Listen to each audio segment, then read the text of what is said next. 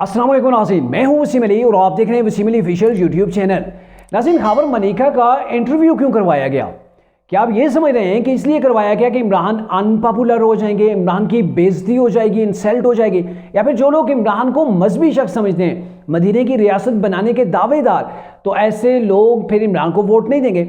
अगर आप ये सोच रहे हैं तो मेरे ख्याल में आप गलत हैं। इमरान का वोट बैंक किसी तौर पर कम नहीं होगा।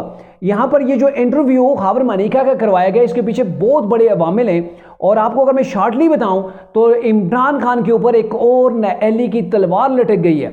कैसे लटक गई है आगे चल के आपको बताते हैं। और जो दूसरी खबर है वो बड़ी अहम है, वो ये है कि बुशरा बेगम आने वाले दिनों के अंदर इमरान खान को दिन के अंदर तारे दिखाएंगी। और बुशरा बेगम ने कैसे इमरान खान को चूना लगाया, ये आज के व्लॉग के अंदर हम आपको तफसील के साथ बताएंगे। आप अभी तक हमारा चैनल सब्सक्राइब करें, हम आगे बढ़ के आपको मुकम्मल जो है वो तफसील देते हैं। नाज़रीन, बेसिकली जो खबर मलिका का इंटरव्यू करवाया गया, तो आम पहले डायरेक्टली जो लोगों के जहन के अंदर आया था कि शायद ये तरीके इंसाफ को टारगेट किया जा रहा है। बुशरा बेगम तक अगर बात पहुंच आई है तो मामला ये है कि लोग बहुत गिर गए।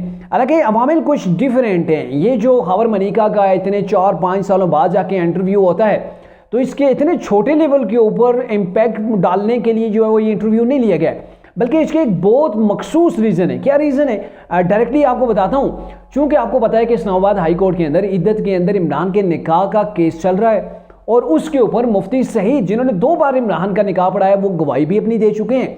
और अब आज ही इस्लामाबाद हाई कोर्ट के अंदर एक दरख्वास्त दायर की गई है कि खबर मलिका, जो कि बुशरा बेगम के एक्स हस्बैंड है, जिन्होंने बुशरा बीबी को तलाक दी थी, उन्हीं को अदालत के अंदर बुलाया जाए बतौर गवाह, और उन्हीं से अदालत पूछे कि आपने किस तारीख को तलाक दी थी। गुज़िश्ता रोज़ शासिफ खानज़ादा के प्रोग्राम के अंदर वो बड़े वाज़ेह अल्फाज के अंदर ये कह चुके हैं कि 14 नवंबर को उन्होंने डिवोर्स दी थी अपनी अहलिया को, और जो उनकी अहलिया थी साहबका, उन्होंने इमरान से निकाह जो किया 1 जनवरी को कर लिया था। तो आप देख लें कि यहाँ पे इनकी इद्दत पूरी नहीं हो रही। तो अब क्या होगा? इमरान खान शरई हुदूद के अंदर भी ज़ाहिर है वो उनके ऊपर वो भी नाफिज हो रही है कि इमरान ने गैर शरई तौर पर एक औरत को अपने घर के अंदर रखा, बीवी बना के रखा। शॉर्टली अगर कहूँ तो बीवी बना के रखा, गैर शरई तौर पर रखा। तो इनके ऊपर हुदूद भी जो है वो जारी होती है, लेकिन पाकिस्तान के अंदर हुदूद जो है वो नाफिज नहीं की जाती। यहाँ पे जो कुछ भी होता है वो अदालत के अंदर होता है पाकिस्तान के आईन और कानून के मुताबिक। तो अब क्या होगा कि यहाँ पर इमरान खान के खिलाफ आर्टिकल 62F1 जो है वो लागू हो जाएगा।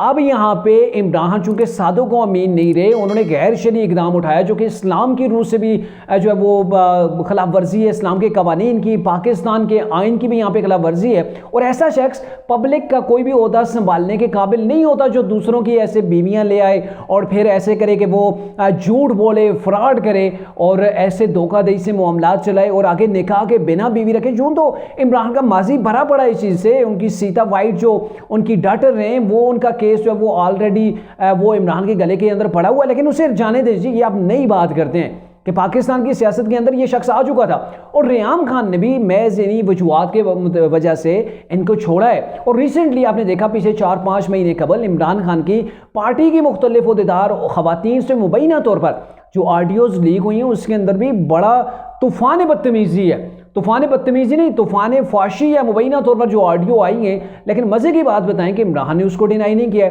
ना ही उन खवातीन ने इनको डिनाई किया कि भाई हमारी वॉइस नहीं है, या फिर हमारी वॉइस को जो कहीं पे जो वो कट किया गया। तो ये सारी चीज़ें थी जिसकी वजह से रियाम खान जो है वो इमरान को छोड़ के गई थी, उन्होंने डिवोर्स ली थी।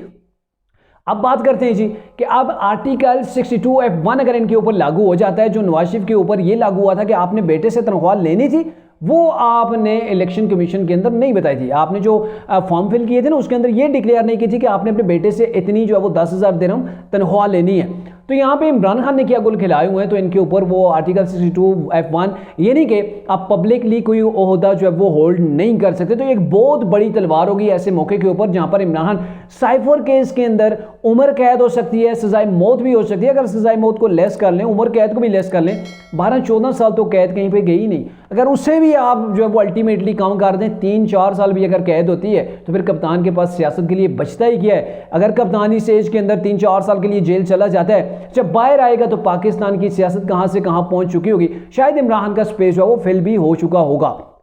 अब यही केस नहीं है, तोशाखाना का केस है। फॉरेन फंडिंग का उनके खिलाफ केस है। 9 मई के वाकयात के अंदर इमरान जो है वो मास्टरमाइंड है। तो ये सारे केसेस इमरान खान को मेरे ख्याल में लंबे अरसे तक सियासत से दूर और जेल के अंदर रखने के लिए काफ़ी हैं। अब बात करते हैं जी बुशरा बेगम आप क्या गुल खिलाने वाली हैं। चूंकि अगर मैं आपको थोड़ा सा शॉर्टली बताने की कोशिश करूंगा, शायद तरीके इंसाफ के जो लोग हैं वो मुझसे डिसएग्री करें, उनका राइट है, वो डिसएग्री कर सकते हैं। लेकिन आपको एक बात बताऊं कि जिस औरत ने किसी मर्द से शादी करनी हो या किसी मर्द ने बिला लालच समझ लें कि बिला लालच अगर किसी ने शादी करनी हो, वो किसी के साथ फेयर हो, तो वो प्रॉपर्टी नहीं लिखवाता होता है। रियाम खान ने इमरान से शादी की थी, तो आप बताएं रियाम खान ने कौन से बंगले लिखवाए थे? क्या उन्होंने बनी गाला लिखवा लिया था अपने निकाह के अंदर, हक महर के अंदर? क्या उन्होंने जमान पार लिखवा लिया था? क्या कोई गाड़ियां बैंक बैलेंस लिखवा लिया था? नहीं, क्योंकि वो फेयर खतून थी इमरान के साथ। लेकिन इमरान ने उससे धोखा दिया, और जब उससे धोखा दिया तो इमरान खान को भी अब धोखा मिलने वाला है। धोखा कैसे मिलने वाला है कि आपको ऊन चौधरी का अगर इंटरव्यू याद हो, जो उस वक्त के इनके शफात हैं, तो ये चीज़ बड़े वाजे है कि इमरान खान के निकाह के अंदर बुशरा बेगम ने बनी गाला, जो कि 400 कनाल के ऊपर महल बना हुआ है, वो हक महर के अंदर लिखवा लिया है। न सिर्फ बनी गाला बल्कि जमान पार का भी घर मैडम ने जो है वो अपने नाम करवा लिया। अब ये दोनों घर बुशरा बीबी के नाम हो चुके हैं। कप्तान के पास अब कख नहीं रहा है, जो थी सियासत वो खड्डे लाइन लगा दी है बुशरा बेगम ने।